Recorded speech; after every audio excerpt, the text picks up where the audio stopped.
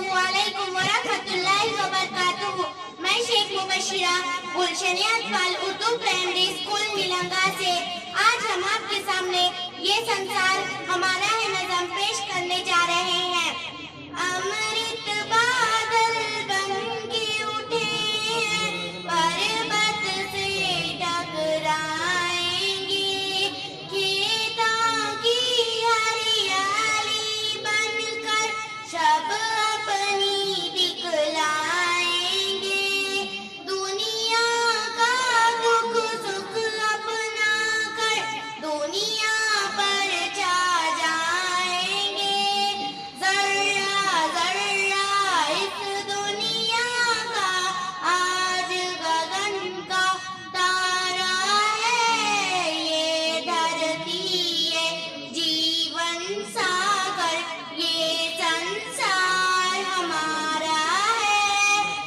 दुख के बंधन कट जाएंगे, सुख का संदेश आएगा, धरती अब सोना उगलेगी, बादल उन बरसाएगा, मेहनत पर है जिसको भरोसा, मेहनत का फल पाएगा, अपने ही किसी बल का समंदर वक्त का बहता धारा है, ये धरती है जीवन सागर, ये संसार हमारा है।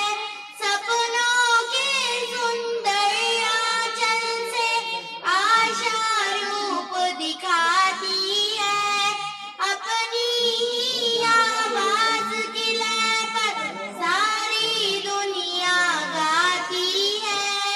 आज हमारी आवाजों में बिजली सी लहराती है, हरी भरी फसलों से दुनिया खुशियों का गहवारा है, ये धरती है जीवन सा